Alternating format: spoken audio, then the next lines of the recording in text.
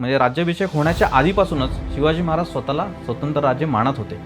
ते जरी स्वतःला स्वतंत्र राज्य मानत होते तरी सुद्धा मानसिकदृष्ट्या सगळ्यांचं त्याच्यावरती काही एकमत झालेलं नव्हतं असं दिसतं.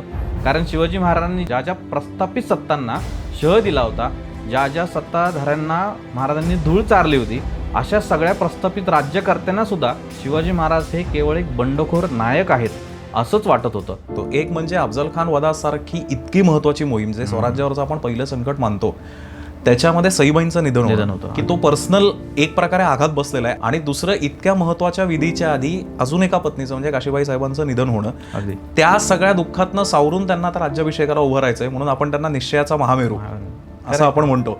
तर असे म्हणजे काशीबाईंसारखी पत्नी जाणं, स्वतःचा सेनापती जाणं आणि आता माझ्या तोंडावरती राज्याभिषेक आहे, अशा पार्श्वभूमीवरती सुद्धा शिवाजी महाराज केंजळा गड घेतात असा उल्लेख आहे. राज्याभिषेकाचा विधी हा तब्बल 10 दिवस चाललेला आहे. म्हणजे 30 मेला सुरू होऊन तो पुढे 8 जूनला संपलाय बरं का. तर ती राज्याभिषेकाची संकल्पना मुळात कुठून आली, गागाभट्टांचा रोल त्याच्यामध्ये काय? सगळ्यांना असं वाटतं की हे सगळे विधी फक्त गागाभट्टांनी केले, कारण ते तर उत्तरेतनं बोलवले गेले. बरोबर. हे प्रचंड एक खूप मोठा गैरसमज आहे. राजाभिषेक आहे का राज्याभिषेक आहे? या युगी सर्व पृथ्वीवर म्लेच्छ बादशाह मराठा पातशाह झाला, ही गोष्ट सामान्य झाली नाही. पण मला एक सांग, आता राज्याभिषेक म्हटल्याच्या नंतर हा जो आपला पहिला राज्याभिषेक जो झाला, मी पहिला राज्याभिषेक याच्यासाठी म्हणतोय कारण महाराजांचा अजून एक राज्याभिषेक झालेला आहे. तर हा दुसरा राज्याभिषेक कोणता होता, कोणी केला आणि काय गरज पडली होती करायची?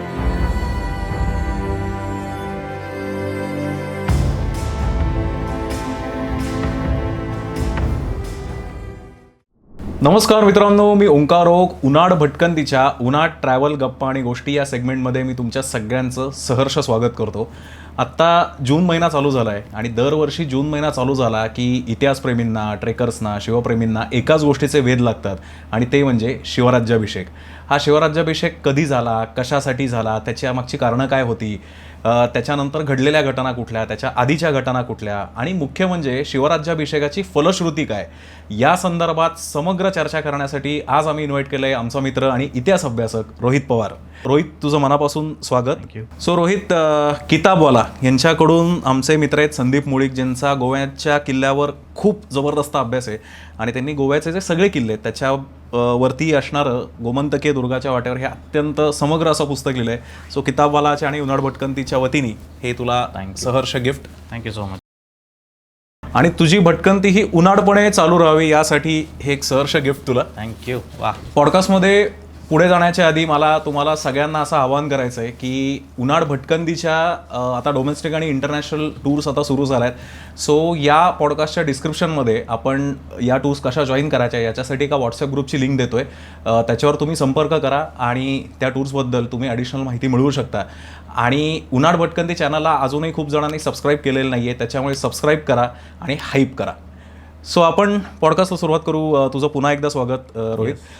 बेसिकली शिवराज्याभिषेक त्याचं आपण महत्त्वापासून सुरुवात करू की शिवराज्याभिषेक का आणि कशासाठी. आता बघा, शिवचरित्राला सुरुवात होते 1630 म्हणजे शिवाजी महाराजांच्या जन्मापासून आणि त्याचा एंड होतो 1680ला. या 50 वर्षाच्या कालखंडात काय झालं आहे की स्वतंत्र राजा हा प्रकार किंवा ही उमजच आता लोक विसरत गेलेले आहेत. कारण ह्याच्या आधी कुठलं हिंदू राज्य होऊन गेलं हे सुद्धा आता विसरायची वेळ आली. कारण आपल्याकडं जे महाराष्ट्रामध्ये हिंदूंचं राज्य होतं देवगिरीच्या यादवांचं, तेही लोप पण आता बराच काळ झालेला आहे. अशा वेळेस जेव्हा स्वतंत्र राज्यसुद्धा नाही आहे आणि एक मुलगा जन्म घेतो, तो पुढं स्वराज्याचं स्वतंत्र राज्याचं स्वप्न पाहतो, हीच मुळात ती भावना त्या मुलाच्या मनात दिसते, त्या तरुणाच्या मनात दिसते.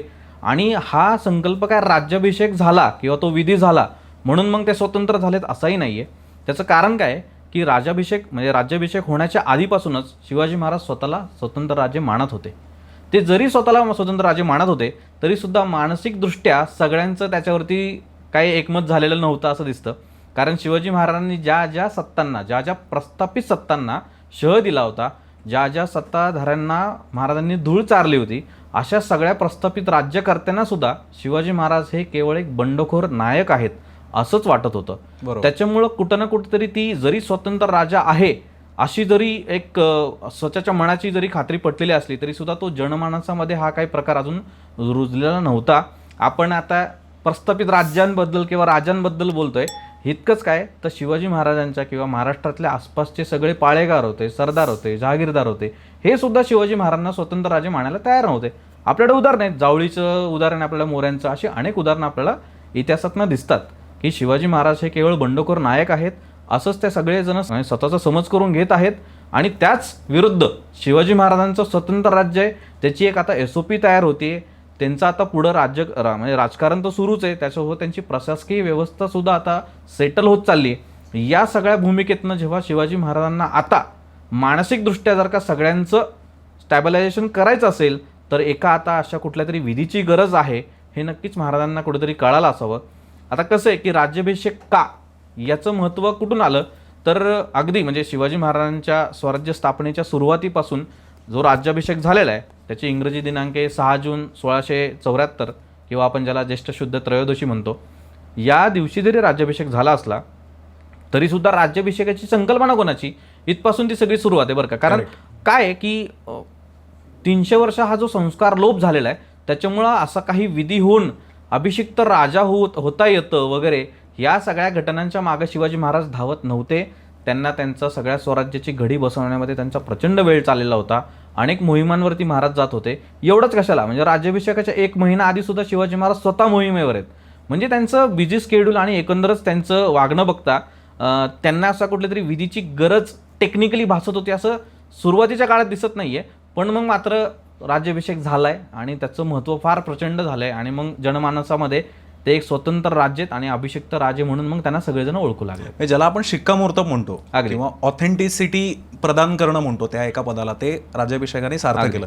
तो आता एका प्रश्नामध्ये, आता उत्तरामध्ये असा उल्लेख केलास की महाराजांच्या मोहिमा चालू आहेत शिवराज्याभिषेकाच्या आधी सुद्धा.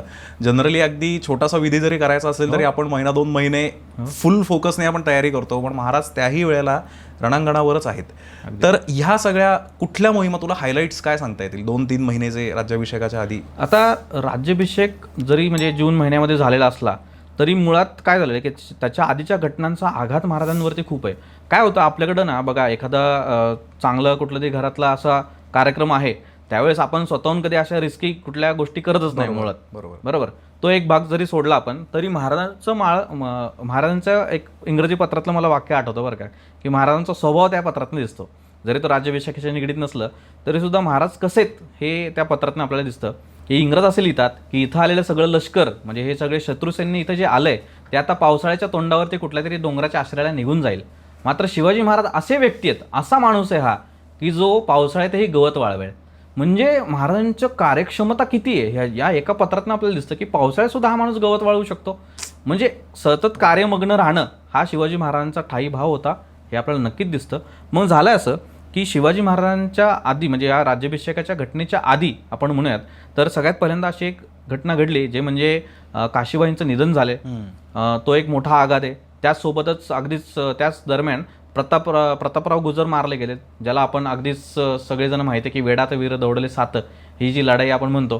ठीक आहे, त्याच्याबद्दल गैरसमज असतील सुद्धा ते की नेमके 7 जण कोण वगैरे, तो भाग जरी निराळा असला तरी सुद्धा प्रतापरावांचं जाणं हा खूप मोठा आघात आहे. कारण सेनापती राज्याचा गेलेला आहे. तर असे म्हणजे काशीबाईंसारखी पत्नी जाणं, स्वतःचा सेनापती जाणं आणि आता माझ्या तोंडावरती राज्याभिषेक आहे, अशा पार्श्वभूमीवरती सुद्धा शिवाजी महाराज केंजळा गड घेतात असा उल्लेख आहे. आता हा केळंचा गड जो म्हणजे केंजळगड जो पुण्याजवळचा आहे भोरच्या आसपासचा, तर या ठिकाणी जाऊन वाईच्या इथला तो गड आहे.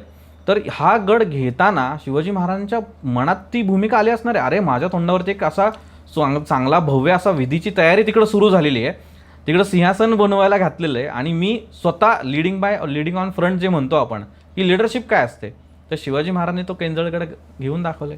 Once in a lifetime असा हा सोहळा असतानाही म्हणजे वन्स इन अ लाईफ टाईमच आहे ना सगळं, तरी सुद्धा असं काहीतरी रिस्क घेतात महाराज. हे सगळं केल्यानंतर पुढं राज्याभिषेकाच्या विधीच्या पूर्वतयारी म्हणून मग शिवाजी महाराज चिपळूणला जातात. तिथं परशुरामाच्या मंदिरात पूजा बांधतात. तिथून मग पुन्हा येतात रायगडावर ते आल्यानंतर ते परत राज्याभिषेकाच्या काही दिवस आधी ते त्यांची अतिशय प्रिय अशी माता म्हणजे माताच मानतात, कारण त्यांना इतका जीव आहे भवानी मातेवरती शिवाजी महाराजांचा. कारण अगदीच आपल्याला अफजल खान प्रकरणापर्यंत ते सगळं दिसतंच आपल्याला की कसं भवानी माता त्यांना प्रसन्न आहे वगैरे. अशा भवानी मातेचं मंदिर या प्रतापगडच्या अफजल खानाला मारल्यानंतर जे प्रतापगडला मंदिर बांधलंय, तर महाराज रायगडवरून निघतात त्या प्रतापगडच्या मंदिराला भेट देतात, तिथे येतात आणि येताना आणलेलं 1.25 मन सोन्याचं सुवर्ण छत्र हे त्या मातेला अर्पण करतात. वा. म्हणजे ह्या सगळ्या घटनांकडे बघता मला असं वाटतं की शिवाजी महाराजांच्या मोहिमा असतील, त्यांच्यावरती आलेले आघात असतील आणि मग कुठेतरी तयारीला सुरुवात केली. तर आपण एक ॲज अ माणूस म्हणून बघा ना की कितीची चलबिचल झाली असणार आहे, की किती अप्स अँड डाऊन्स या सगळ्या घटनेच्या आधी घडलेले आहेत. नाही, मला ना रोहित, म्हणजे महाराजांच्या आयुष्यातल्या महत्त्वाच्या घटना आणि सिमिलर वे त्यांच्या पर्सनल लाईफमधल्या घटना कुठेतरी ना मला असं एक समन्वय साधला तर 2 घटना मला आता समोर आठवत आहेत त्या सांगतो. एक म्हणजे अफजल खान वधासारखी इतकी महत्त्वाची मोहीम, जे स्वराज्यावरचं आपण पहिलं संकट मानतो, त्याच्यामध्ये सईबाईंचं निधन होतं की तो पर्सनल एक प्रकारे आघात बसलेला आहे आणि तरी ती लढाई त्यांनी सक्सेसफुल करून दाखवलेली. आणि दुसरं, इतक्या महत्त्वाच्या विधीच्या आधी अजून एका पत्नीचं म्हणजे काशीबाई साहेबांचं निधन होणं, त्या सगळ्या दुःखातनं सावरून त्यांना आता राज्याभिषेकाला उभं राहायचंय, म्हणून आपण त्यांना निश्चयाचा महामेरू असं आपण म्हणतो. आता आपण येऊया गागा भट्टांकडे. बेसिकली ही जी संकल्पना होती राज्याभिषेकाची संकल्पना, तर ती राज्याभिषेकाची संकल्पना मुळात गागा भट्टांचा रोल त्याच्यामध्ये काय? एक 2-3 प्रश्न मी क्लब करून तुला विचारतो. राजाभिषेक आहे का राज्याभिषेक आहे? आणि मुख्य म्हणजे काशीहून ब्राह्मण या म्हणजे पुजारी विधी करणारी जी लोकं होती ती इन्व्हाइट केली गेलेली होती असं आपण वाचतो. तर काशीहूनच का? महाराष्ट्रात नव्हती का लोक आपल्या? नाही, आधी दुसऱ्या प्रश्नाचं उत्तर आधी देतो की तो राजाभिषेक आहे की राज्याभिषेक आहे. आपल्याकडे ना थोडं काय आलं की मराठीतलं आपण व्याकरण थोडंसं विसरत चाललंय का काय असं वाटायला लागलंय मला. कारण राजाभिषेक आणि राज्याभिषेक हे दोन्ही शब्द एकच आहेत, ते एकाच अर्थी वापरले जातात. याची थोडीशी उदाहरणं सांगतो. मुळात ते राजाभिषेक आणि राज्याभिषेक वाद कुठनं आला तो सांगतो मी तुम्हाला. की आपल्याकडं गागा भट्टांनी जो विधी केला त्याचा जो एक ग्रंथ तयार केला त्याचं नाव आहे राजाभिषेक प्रयोग. ठीक आहे. आणि त्याच्या पलीकडे जाऊन बुधभूषण ग्रंथ छत्रपती संभाजी महाराजांनी पुढे जाऊन लिहिला, त्याच्यातही राज्याभिषेकाचं वर्णन करताना तिथेही शब्द आलाय राजाभिषेक. आता या 2 मूळ संस्कृत पोथ्यांमध्ये जर का राजाभिषेक शब्द आलेला आहे तर मग त्याला राज्याभिषेक का म्हणावं हा प्रश्न उभा राहतो. परंतु त्याचं उत्तर पुन्हा संभाजी महाराजांनीच त्यांच्या पत्रातनंच दिलेलं आहे. अगदी संभाजी महाराज कशाला की शिवाजी महाराजांच्या सगळ्या पत्रांची, राजशकाची जी पत्र उपलब्ध आहेत, म्हणजे राज्याभिषेक झाल्याच्या आधी आणि राज्याभिषेक झाल्यानंतर शिवाजी महाराजांनी त्यांच्या पत्राचे मायने बदलले. बरं, हा मूळ फरक आहे. मग स्वस्तिक श्री राज्याभिषेक शके अशी जेव्हा पत्राची सुरुवात राज्याभिषेकानंतर यायला लागली, या सगळ्या पत्रांमध्ये, राजशकाच्या सगळ्या पत्रांमध्ये आपल्याला राज्याभिषेक शब्द आढळतो. राज्याभिषेक आहे, राजाभिषेक. राजाभिषेक ते तुम्ही लक्षात घ्या की ते आपण तालव्य आणि दंत तालव्य यातला फरक तुम्हाला कळाला. बघा आता काय आलं की मराठ्यांच्या पत्रांमध्ये मोडी जी पत्र आपल्याला सापडतात त्यावेळेस शिर्क्यांना नाही, ते शिर्क्यांना असं येतं, किंवा कुलकर्ण्याने असं जेव्हा येतं ना तसं ते राजाने आणि राजाने असा तो तालव्याचा फरक आहे. तर तो जर का लक्षात घेतला तर या दोन्ही शब्दांमध्ये राज्याभिषेक आणि राजाभिषेक याच्यामध्ये काही फरक नाहीये. अगदी ज्यांनी बुधभूषण ग्रंथ लिहिला त्या छत्रपती संभाजी महाराजांचं दानपत्र जर का तुम्ही उघडून पाहिलं, अतिशय सुप्रसिद्ध असं दानपत्र आहे, बाकरे गुरुजींना लिहिलेलं, त्याच्यामध्ये सुद्धा संभाजी महाराजांनी राज्याभिषेक शब्द वापरलाय. म्हणजे कसं आहे की संस्कृत पोथ्यांमध्ये आलेला राज्याभिषेक शब्द आणि मराठी कागदपत्रांमध्ये राजाभिषेक शब्द आणि मराठी कागदपत्रांमध्ये आलेला राजाभिषेक शब्द हे दोन्ही शब्द वेगळे नसून ते एकच आहेत. त्याच्यामुळे या अशा वादांचा मला असं वाटतं की काही उपयोग नाहीये. दोन्ही गोष्टी एकच आहेत असं मानून पुढे जायला हरकत नाहीये. आता गागा भट्टांकडे येतो, कारण मग त्यांचाच राज्याभिषेक ग्रंथ किंवा राजाभिषेक प्रयोग जो ग्रंथ आपण म्हणतोय, आपल्याकडं राज्याभिषेकाची संकल्पना कुणाच्या मनात आली हा प्रश्न जवळपास महाराष्ट्रातल्या अनेक जणांच्या मनात येतो. बरोबर. आणि इतिहास अभ्यासकांच्या मनातही तो आला.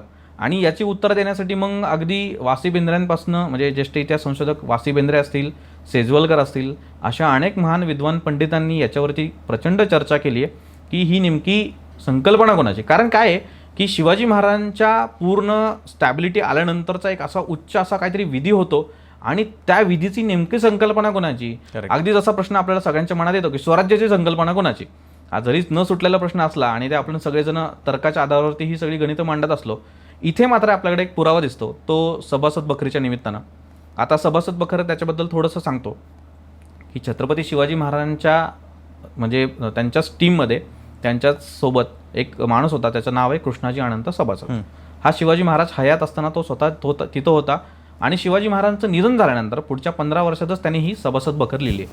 आता साधारणपणे सगळ्यांचा असा समज होतो की बखरी म्हणजे उत्तरकालीन आहे, त्याला काय फारसा आधार नाही किंवा त्याला ते कसं तुम्ही वजन देऊ नका, दुय्यम साधन असं म्हणलं जातं. पण सभासद बखर मात्र त्याला थोडासा अपवाद आहे, कारण जवळपास 92 ते 93% त्यातल्या घटनांना प्रत्यंतर पुरावे मिळतात. त्याच्यामुळे सभासद बखरीमध्ये असा शब्द आलाय की राज्याभिषेकाचं प्रयोजन हे गागा भट्टांनी शिवाजी महाराजांच्या चित्तास आणले असा तो उल्लेख आहे. ओके.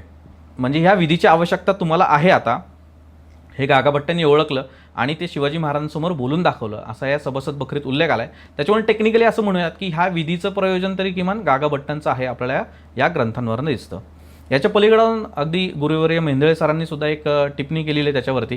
त्यांचं असं म्हणणं आहे की जरी गागा भट्टांनी सभासद बखरीतनं जे आलेलं आहे हे सगळं की गागा भट्टांची ही सगळी संकल्पना असली तरी सुद्धा राज्याभिषेक करून घ्यावा असं शिवाजी महाराजांच्या सुद्धा मनात असावं अगदीच. असं सुद्धा मेंदळे सरांनी त्या एका लेखामध्ये लिहिलेलं आहे. आणि त्याच्यामुळं सारासारा विचार करता मला असं वाटतं की इट्स अ कलेक्टिव्ह एफर्ट, म्हणजे कलेक्टिव्ह आयडिएशन जे आपण म्हणतो बरेच जण करतात. आता आपण ऑफिसेसमध्ये टीम जेव्हा वर्क करतो तेव्हाही कुठल्या नवीन आयडिएशनवरती नवीन संकल्पनांवरती काम करताना कुठल्या एकाचं तो हे नसतं, ध्येय नसतं, सगळेजण कलेक्टिव्ह एफर्ट टाकून ती गोष्ट करतात. तसंच हा प्रकार आहे. मूळ काय माहिती आहे का, इथं सगळ्या जणांची अडचण किंवा कुठं तयार होते माहिती आहे का या सगळ्या प्रकरणामध्ये की गागभट्टच कशाला, मग ते काशीवरनं कशाला. मग असं ते सगळे ते जेव्हा येतात ना तेव्हा मी त्यांना असं खूप सोपं उत्तर आहे बरं का, की मुळात गागाभट्ट हे जरी उत्तरेतले काशीतले ब्राह्मण असले तरी सुद्धा त्यांचं मूळ कुठलं आहे, महाराष्ट्रातलं आहे. हे लोकांना माहितीच नसतं. त्यांचं मूळ पैठणचं, म्हणजे त्यांचं मूळ गाव पैठण. आता त्यांच्या पंजोबांच्या काळामध्ये म्हणजे त्यांच्या 3 पिढ्या आधी जेव्हा महाराष्ट्रामध्ये 15व्या शतकामध्ये दुष्काळ पडला आपल्या, तर त्या दुष्काळाचे अनेक पुरावे सुद्धा उपलब्ध आहेत. या दुष्काळाच्या दरम्यान हे कुटुंब काशीला गेलं आणि काशीला जाऊन मग त्यांची, म्हणजे तुम्हाला सांगायला आवडेल मला की इथं गागा भट्टांच्या पंजोबांनी काशी विश्वेश्वराचं मंदिर बांधून जीर्णोद्धार केलाय. अच्छा. हा, म्हणजे महाराष्ट्रातला एक माणूस जातो तिथं जाऊन काशीचं आजचे जे मंदिर आहे त्याच्याबद्दल अनेक चर्चा घडतात, ते मंदिर मुळात मराठी माणसाने बांधलेलं, बरोबर, हे लक्षात घेताना दिसत नाहीयेत. तर ह्या गागा भट्टांचे एक गुरुबंधू आहेत बरं का, हे पैठणलाच होते आणि त्याच्यामुळं गागा भट्टांचं येणं जाणं हे महाराष्ट्रात सारखं असायचंच. इतकंच कशाला, तर ते साधारणपणे सभासद बखरीतला किंवा ह्याचा सगळ्याचा आधार घेऊन असं म्हणलं जातं की राज्याभिषेकाच्या वेळेसच गागा भट्ट पहिल्यांदा समोर आले शिवाजी महाराजांच्या, किंवा शिवाजी महाराज त्यांना माहीत होते का गागा भट्टांना. इथपासून जी सुरुवात होते ना त्याला छेद देणारा एक अत्यंत उत्तम पुरावा म्हणजे शिवराज प्रशस्ती ग्रंथ. बरं. आता राज्याभिषेकाच्या 10 वर्ष आधी जाऊ आपण बरं का, म्हणजे 1663ची घटना सांगतो. कोकणामध्ये एक गाव आहे आणि त्या गावामध्ये शेनवी कुटुंब राहत असे आणि त्या शेनवी कुटुंबामध्ये एक जातीवरनं एक वाद सुरू झाला. तो ग्रामण्य वाद सोडवण्यासाठी म्हणून जे ब्राह्मण बोलवले गेले त्या 15 जणांची एक टीम शिवाजी महाराजांनी बोलवून घेतली. शिवाजी महाराजांनी ही टीम बोलवल्यानंतर त्या यादीमध्ये पहिलं नाव गागा भट्टांचं आहे. याचा अर्थ असा थोडक्यात की गागा भट्ट हे शिवाजी महाराजांना किंवा स्वतः शिवाजी महाराज हे गागा भट्टांना 10 वर्ष आधीच ओळखत होते राज्याभिषेकाच्या. अच्छा. आणि मग त्या शिवराज प्रशस्तीमध्ये शिवाजी महाराजांचं कौतुक करणं हे गागा भट्टांच्या लेखी जे आलेलं आहे त्याच्यावरनं आपण अंदाज बांधू शकतो की गागा भट्टांनी त्याच्यात असं लिहिलंय की या सर्व उत्तरेतल्या पातशाह्यांना मात देऊन हा हिंदू राजा आता पुढं येणार आहे आणि असं ते सगळं प्रशस्ती त्यांचे कौतुक केलेलं आहे. बरं, हे सगळ्यांसाठी ऐकणाऱ्या सगळ्यांसाठी सरप्राईज असेल की गागा भट्ट आणि शिवाजी महाराजांची ओळख ही राज्याभिषेकाच्या आधी काही वर्ष आहे, 10 वर्ष जवळपास. कारण आपल्याला काय वाटतं की गागा भट्टांची या सगळ्या शिवचरित्रातली जी एंट्री आहे ती 1674च्या आधी झाली नाहीये. नाही ते थोडासा तो गैरसमज आहे. खोलात जाऊन जर का तुम्ही पाहिलं तर असे छोटे छोटे रेफरन्सेस आपल्याला मिळत असतात आणि याच रेफरन्स काय शेवटी इतिहास काय माहिती आहे का की तुमच्या माझ्या तर्कांच्या आधारावरती तो काय मान्य करता येत नसतो. नो डॉक्युमेंट्स नो हिस्ट्री असा त्याचा सिंपल फंड आहे इतिहासाचा. जरी हे सगळं असलं तरी सुद्धा काय की हे बारकावे पाहत असताना फार काळजी घ्यावी लागते. आता शिवराज प्रशस्ती तो ग्रामण्यवाद सोडवताना जो दिलेला निवाडा आहे या सगळ्यांची सांगड घालताना आपल्याला ते स्पष्टपणे दिसतं.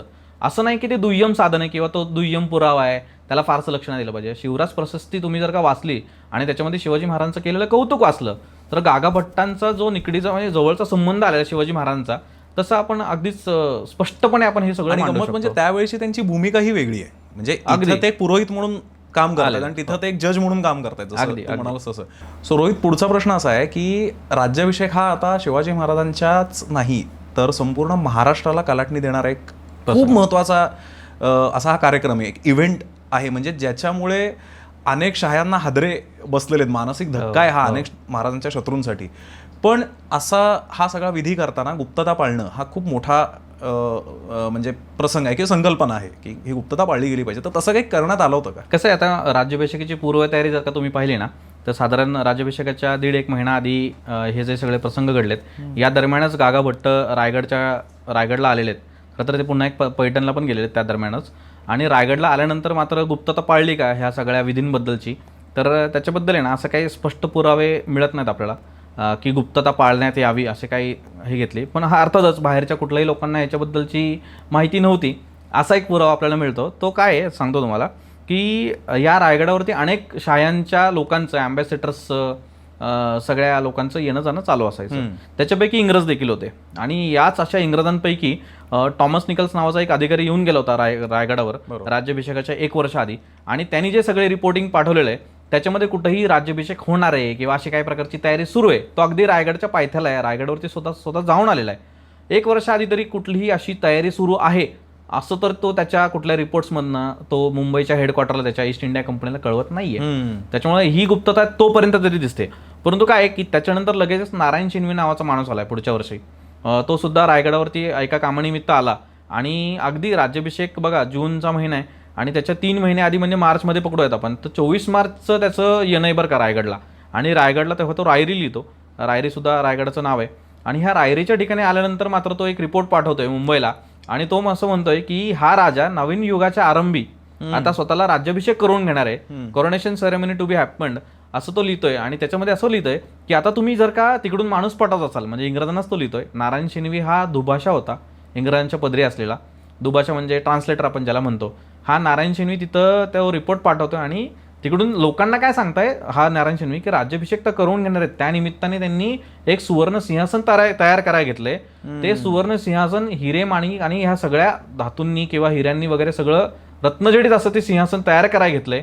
भव्य असं ते सिंहासन आहे. आता तुम्ही एक काम करा, तुम्ही तिथून एक तडजोड करण्यासाठी एक माणूस महत्वाचा अधिकारी तिथून पाठवा आणि त्या अधिकाऱ्यासोबत आता सगळे नजराने पाठवा. असं सगळं करत असताना या रिपोर्टमध्ये मात्र सगळ्यात पहिल्यांदा मार्चमध्ये तरी किमान ह्या सगळ्या लोकांना, बाहेरच्या लोकांना तरी राज्याभिषेक असा कुठला तरी एक विधी होणार आहे असं साधारणपणे तिथे दिसतंय. म्हणजे ह्या सगळ्यांची जर का आपण सांगड घातली तर अजून एक सांगायचं झालं याच्यामध्ये, तर आता राज्याभिषेक होणार आहे हे जरी बाहेरच्या लोकांना, बाहेरच्या सत्तांना माहीत नसलं तरी शिवाजी महाराजांनी अनेक जणांना निमंत्रणं पाठवलेली आहेत. त्याच्यामध्ये बघा आपल्याला अनेक रिपोर्ट्स आहेत. त्याच्यामध्ये एक रिपोर्ट असं म्हणतो की 11,000 ब्राह्मण कुटुंब कबिलेसहित गडावरती आले, 20,000 ब्राह्मण भोजन घातले. या सगळ्यांचा जर का विचार केला तर साधारणपणे या सगळ्या लोकांना निमंत्रण देताना तर ते रिव्हेल झालंच आहे ना. बरोबर. त्याच्यामुळे गुप्तता ही कुठल्या पातळीवरती पाळली गेली तर ती दुसऱ्या शाहींच्या बद्दल असेल का, तर ते नक्कीच हो म्हणता येतं. परंतु सर्वसामान्य माणसांमध्ये या ब्राह्मण कुटुंब कबिल्यामध्ये ही निमंत्रण पाठवली गेली होती. अर्थात त्याची अशी कुठलीही समकालीन पत्र आपल्याला सापडली नसली तरी सुद्धा हे निमंत्रण त्यांच्यापर्यंत पोहोचलंय म्हणून तर ती सगळी लोक गडावरती आलेत ना. कारण काय आहे की राज्याभिषेक हा विधी आपल्याला काय वाटतो की फक्त 6 जून म्हणजे ज्येष्ठ शुद्ध त्रयोदशीला झाला. हा सगळ्यात मोठा गैरसमज आहे. राज्याभिषेकाचा विधी 10 दिवस चाललाय आणि 6 जून नंतर म्हणजे ज्येष्ठ शुद्ध त्रयोदशी नंतर पुढचे 2 दिवस फक्त ब्राह्मण भोजन आणि दानधर्म हे 2च विधी फक्त चालू राहिलेत आणि प्रचंड म्हणजे 50,000 लोक या गडावरती आलेत. असे सगळे एकंदरच संदर्भ आपल्याला त्यातनं दिसतात. राज्याभिषेक हा सोहळा होता, म्हणजे ग्रँड इव्हेंट ज्याला आपण म्हणतो, असा महाराजांच्याच नाही तर मराठा इतिहासातला वन ऑफ द किंवा पहिला इव्हेंट आपण असं म्हणू की हा अतिशय भव्य असा हा सोहळा आहे. या सोहळ्याची तयारी सुद्धा महाराजांनी तितक्याच भव्यतेने आणि तितक्याच मेटिक्युलसली केलेली असणार आहे.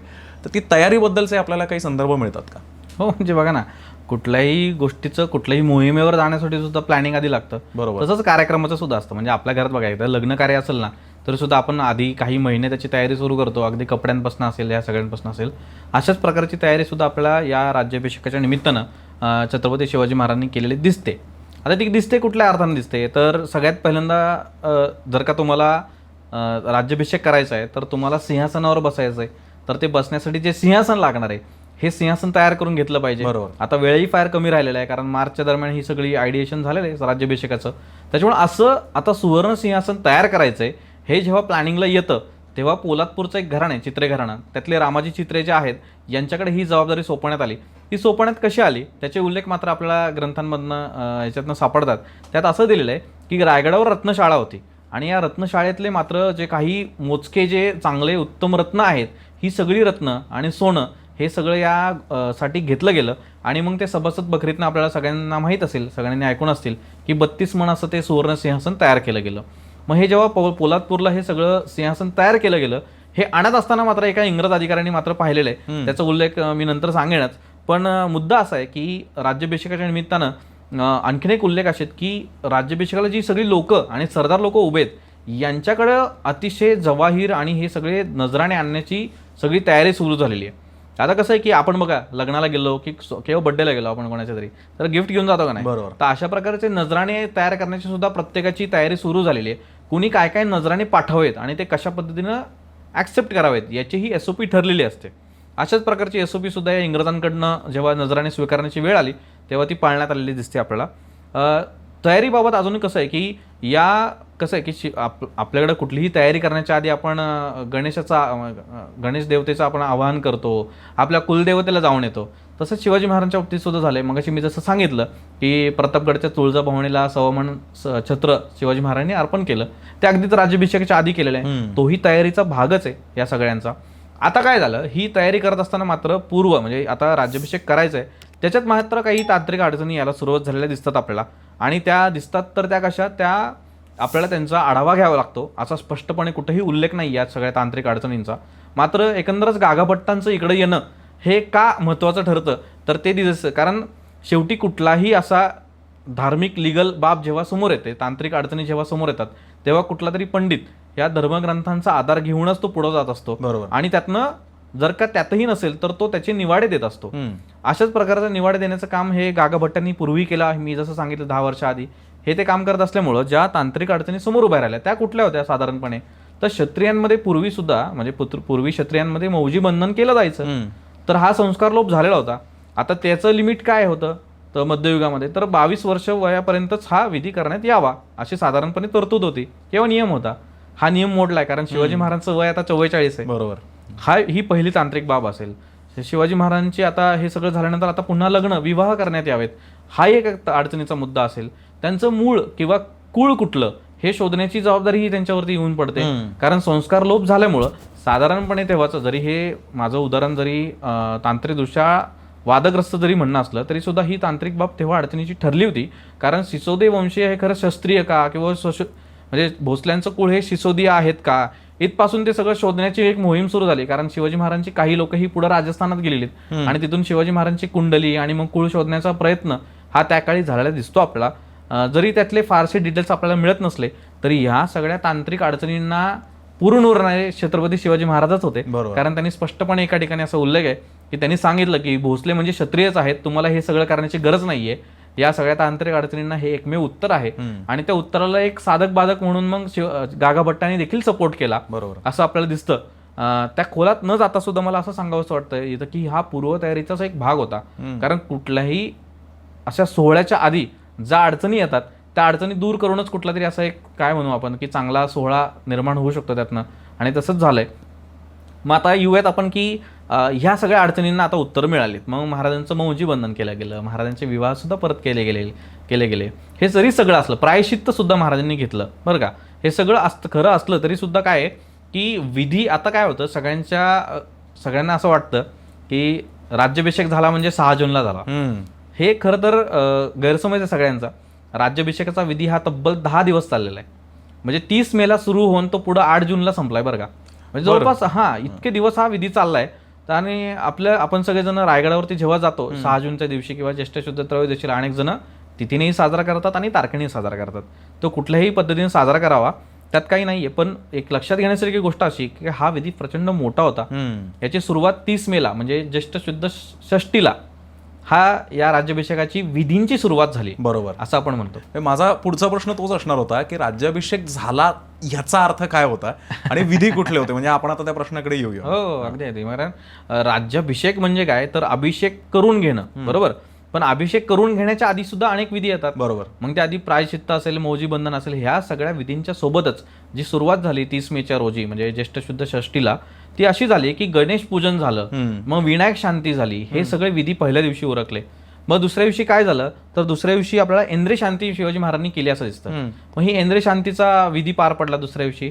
तिसऱ्या दिवशी परत नक्षत्र होम घातला गेला. चौथा दिवस मात्र त्या दिवशी काहीतरी अडचणी होत्या त्याच्यामुळे त्या दिवशी कुठलंही प्रयोजन दिसत नाही आपल्याला. आणि मग त्याच्यानंतर मग नक्षत्र याग केला गेला, पुढच्या दिवशी नक्षत्र होम घातला गेला. असे सगळे विधी होत असताना 5 जून म्हणजे ज्येष्ठ शुद्ध द्वादशीला ज्या दिवशी आपण येतो त्या दिवशी खऱ्या अर्थानं सगळे महत्वाचे विधी पार पडलेत. बरं.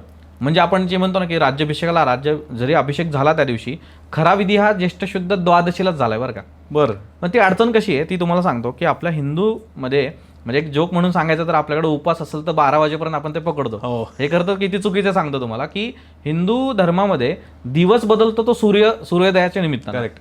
आणि मग ते किती घटिका आणि पळे आहे त्याचं कॅल्क्युलेशन करून तुमची द्वादशी आणि दिवस बदलण्याची प्रक्रिया सुरू होत असते.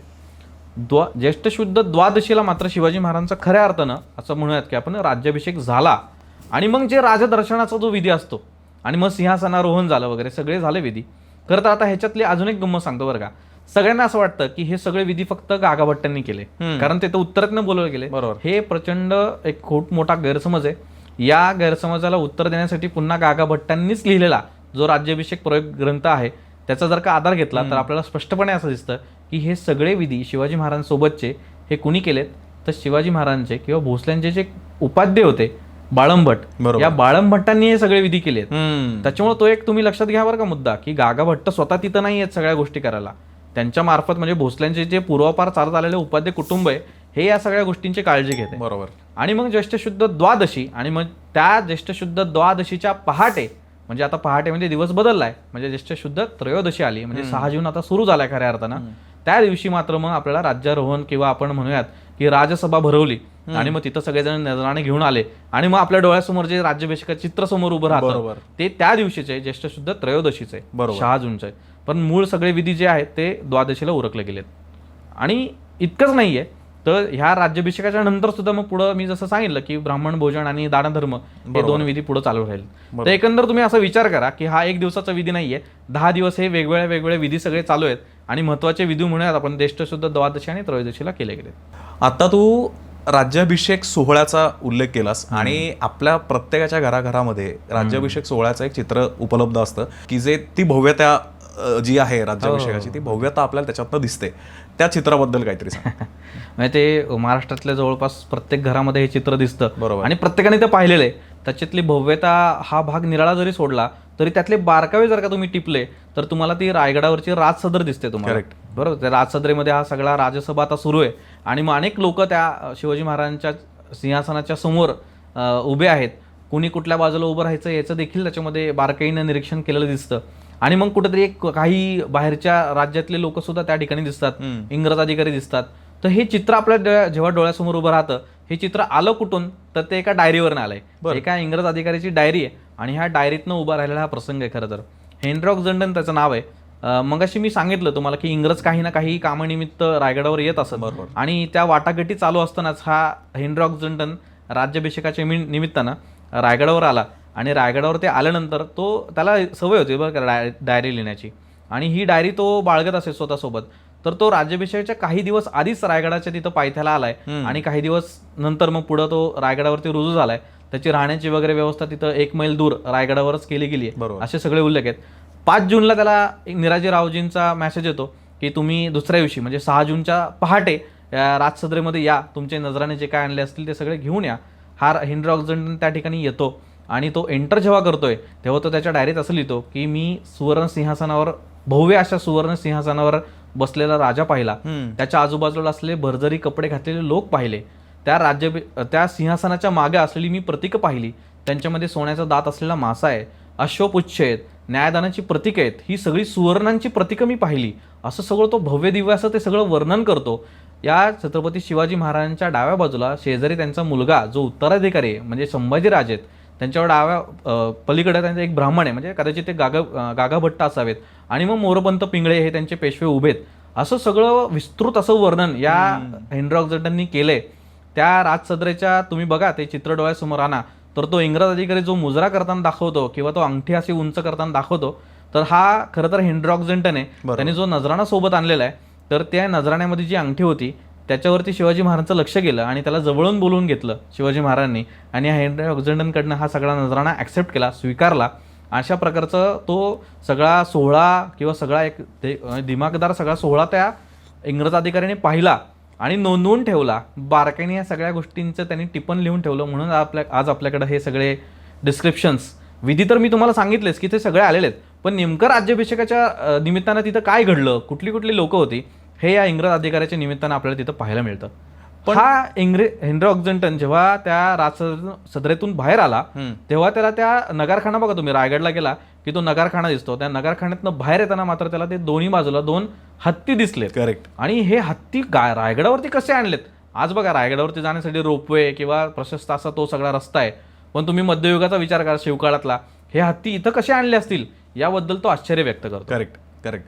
आता तुझ्या मते हा सगळा सोहळा आपण डोळ्यासमोर आणणार, कसं असेल रे रायगडावरचं वातावरण त्यावेळेला? सभासदाने जे वर्णन केले ना, त्याच्यामध्ये त्याची भव्यता सुद्धा कळते आणि त्या राज्याभिषेकाच्या त्या पर्टिक्युलर दिवसाचं महत्त्व सुद्धा किती कळनाटणी देणार आहे हे आपल्याला त्या सभासदामध्ये कळतं. काय आहे की शिवकाळामध्ये ना, ही 2-3 लेखक आहेत, त्यांची वाक्य अतिशय मोठ्या प्रमाणात बरं का. म्हणजे सभासद असं लिहितो की या युगी सर्व पृथ्वीवर म्लेच्छ बादशाह मराठा पातशाह झाला, ही गोष्ट सामान्य झाली नाही. म्हणजे ही सामान्य झालेली गोष्ट घटना नाहीये, ही कलाटणी देणारी घटना आहे. आणि त्यावेळेसचं वातावरण, नगारखान्यावरनं जे नगारे वाजतायत, असं मंगलमय प्रसंग आहे. हेनरी ऑक्झन लिहितोय की तिथं सगळेजण भरजरी चांगल्या कपड्यांमध्ये आलेले आहेत. आपण बघा कुठल्याही समारंभाला जाताना चांगले कपडेच घालून जातो ना, बरोबर. तशाच प्रकारचं मंगलमय वातावरण आहे.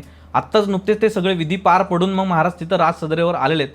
पुन्हा राज्यारोहण विधी झालाय, त्यांच्या डोक्यावरती सुवर्णांची नाणी पाडली, म्हणजे त्यांचा अभिषेक केला गेलाय. आणि हे सगळं करत असताना महाराज आता बाहेर आलेत आणि ते इतकं, म्हणजे तिथून पुढचा प्रसंग तर त्या चिटणीस बकरीमध्ये इतका सुंदर रंगवलेला आहे. तिथं असं लिहिलंय चिटणीसाने की शिवाजी महाराज त्या नगारखान्यातून बाहेर आले आणि मग तिथून त्यांची हत्तीवर मिरवणूक काढली गेली. मग ती मिरवणूक साधारणपणे वाडेश्वराच्या मंदिरापर्यंत पुढे गेलेली, असं सगळं दिसतं. दुतर्फा फुलांचा वर्षाव केला गेला लोकांकडनं. असं त्या मंगलमय वातावरणामध्ये अनेक अशी चित्र सुद्धा उपलब्ध आहेत की तिथं होळीच्या माळावरती मंगलमय प्रसंग, अनेक जण मर्दानी खेळ करत आहेत. शिवाजी महाराजांची हत्तीवर त्यांची मिरवणूक येते. त्या हत्तीच्या माहुताची भूमिका आता हंबीरराव मोहित्यांनी घेतली, कारण ते आता सेनापती आहेत. अशा प्रकारची चित्र आणि अशा प्रकारचे संदर्भ सुद्धा आपल्याला या सगळ्या जुन्या पत्रांमधनं, जुन्या बकरींमधनं आपल्याला दिसतात.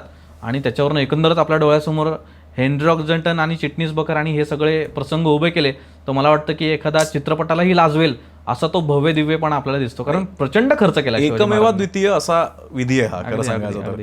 पण मला एक सांग, आता राज्याभिषेक म्हटल्याच्या नंतर हा जो आपला पहिला राज्याभिषेक जो झाला, मी पहिला राज्याभिषेक याच्यासाठी म्हणतोय कारण महाराजांचा अजून एक राज्याभिषेक झालेला आहे जो अनेकांना कदाचित माहिती नसेल सुद्धा, जे आपले प्रेक्षक आहेत. आपण सामान्यपणे राज्याभिषेक म्हटल्याच्या नंतर हाच राज्याभिषेक आहे, तर हा दुसरा राज्याभिषेक कोणता होता, कोणी केला आणि काय गरज पडली होती करायची? आता कसं आहे माहिती आहे का की कुठल्याही मंगलमय प्रसंगी खोडा घालणारे लोक सुद्धा असतात. बरोबर. आता तसं खोडा घालण्याचं तसं काय प्रयोजन कुणाचं नव्हतं त्यावेळेस, परंतु काय होतं की अशा मंगलमय प्रसंगी अनेकांना मान देणं राहून जातं. बरोबर. अशाच प्रकारचं मान देणं राहून गेलं हे शिवाजी महाराजांकडनं ते निश्चलपूर्वी गोसावी आणि त्यांच्यासोबत आलेल्या लोकांमध्ये. काय आहे की शिवाजी महाराजांचा पहिला राज्याभिषेक हा वैदिक पद्धतीने केला गेलेला आहे. तुम्ही जेव्हा वैदिक पद्धतीने म्हणताय तेव्हा त्याचे आलेले सगळे विधी आणि त्याचे आलेले सगळे श्लोक आणि मग सगळं पुढच्या गोष्टी ह्या वेगळ्या पद्धतीने केल्या जातात. आपल्याकडे अनेक पंथ आहेत महाराष्ट्रामध्ये, भारतामध्ये. तसा दुसरा एक पंथ असतो तो शाक्त पंथ आहे, आणि या शाक्त पंथामध्ये मात्र तांत्रिक पद्धतीने सुद्धा विधी करण्याची एक वेगळी पद्धत आहे. आणि अशाच पद्धतीचा एक प्रणेता म्हणूयात आपण, एक मुख्य अधिकारी म्हणूयात, तिथं एक निश्चलपूर्वी गोसावी नावाचा माणूस होता रायगडावरती. आणि हा रायगडावरती राज्याभिषेकाच्या दरम्यान होता बरं का. आणि त्याने शिवाजी महाराजांना पुढे जाऊन असं सांगितलं की या राज्याभिषेकाच्या निमित्तानं तुम्ही आमचा अपमान केला. अशा पद्धतीचे साधारणपणे संभाषण असावं ते, कारण त्याच्यामध्ये असा उल्लेख आहे की या निश्चलपूर्वी गोसावींनी काही अपशकुन घडेल असं त्यांनी भाकीत केलं. या राज्याभिषेकाला जे विधी केले गेले त्याच्यामध्ये काही चुका झाल्या, त्याच्यामध्ये काही त्रुटी राहून गेल्या आणि ह्या अपशकुनांचा फटका तुम्हाला बसेल, म्हणून तुम्ही आता दुसरा राज्याभिषेक करायला हवा, असं जेव्हा शिवाजी महाराजांना सुचवलं गेलं आणि खरं तसंच घडलं. आता हे योगायोग म्हणावा की काय आपल्याला तो तुमचा प्रश्न प्रत्येकाचा, परंतु झालंही तसंच की बघा राज्याभिषेकाच्या आधी सुद्धा 2 वाईट घटना घडल्यात. काशीबाईंचं निधन आणि प्रतापराव गुजरांचं जाणं. ह्या वाईट घटनांच्या सोबतच राज्याभिषेकाच्या नंतर अगदी 12 दिवसांमध्ये छत्रपती शिवाजी महाराजांच्या मातोश्री जिजाबाई यांचं निधन झालं. म्हणजे पाचडला त्यांचं निधन अगदीच एवढ्या मोठ्या सोहळ्यानंतर किती मोठा धक्का हा. म्हणजे ज्या आईने या मुलाला वाढवलंय आणि स्वराज्याचं स्वप्न साकार करताना मातेने पाहिलंय, त्या मातेनी खरं तर तिचे नयनाश्रू किती आले असतील त्यावेळेस. म्हणजे इतका भव्य प्रसंग पाहताना सगळ्या आठवणी आल्या असतील, शिवाजी महाराजांच्या सुद्धा आल्या असतील की आपल्यासोबतचे सगळे सरदार या सगळ्या कामी आलेत या सगळ्या मोहिमांवरती जाताना. आणि मग आता अशा मातोश्रींचं तिथं निधन होतं. ही खूप मोठी घटना त्या ठिकाणी घडते, वाईट घटना घडते. याच दरम्यान रायगडावरती वीज पडण्याचा सुद्धा एक अपशकुन विधी, आपण असं म्हणतो ना की वीज पडली, चुकीचं झालं, तर वीज सुद्धा पडली रायगडावरती. असे अनेक 1-2 प्रसंग घडलेत. आणि कुठं ना कुठेतरी त्याचा एक ताळमेळ जेव्हा शिवाजी महाराजांनी लावायचा प्रयत्न केला असेल आणि ह्या निश्चलपूर्वी गोसावींनी जे सांगितलं असेल ते खरं तर एक योगायोगानं समान अंतरी ठरतंय आणि मग तिथून पुढं मग आपला दुसरा राज्याभिषेक अश्विन शुद्ध पंचमीला केलेला दिसतो, म्हणजे ललिता पंचमी आपण ज्याला म्हणतो. मग ह्या दुसऱ्या राज्याभिषेकासाठी पुन्हा वेगळे विधी, मग ते शाक्त पंथाप्रमाणे मग वेगळे विधी, ज्याला मान समर्पण करणे देवतेला वगैरे, ह्या सगळ्या विधींचं सुद्धा पुन्हा आपल्याला संकलन पाहायला मिळतं. म्हणजे जसा वैदिक पद्धतीने पहिला राज्याभिषेक केला गेला त्याचे सगळ्या विधींच्या डिटेल्स तुम्हाला गागा भट्टांनी राज्याभिषेक प्रयोग ग्रंथात केलेलं दिसतं तुम्हाला. तसंच निश्चलपूर्वी गोसावींनी जो दुसरा राज्याभिषेक केला त्याचं राज्याभिषेक कल्पतरू नावाचा ग्रंथ आपल्याकडे उपलब्ध आहे.